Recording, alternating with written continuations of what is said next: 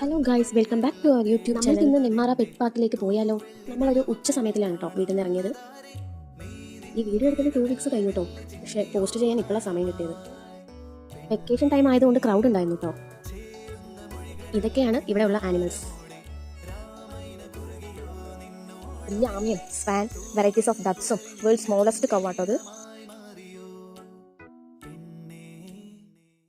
പിന്നെ ക്യാമൽ, അങ്ങനെ കുറേ സംഭവങ്ങൾ ഉണ്ടായിരുന്നു കേട്ടോ.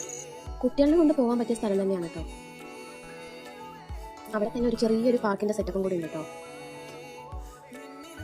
പാമ്പിനെ കണ്ട ഒരു പേടിയും ഇല്ലാണ്ട് ഒഴിഞ്ഞു കൊടുക്കുന്നത് അവൾക്കും കഴുത്തിലിടണം എന്ന് പറഞ്ഞുകൊണ്ടിരിക്കുകയാണ്.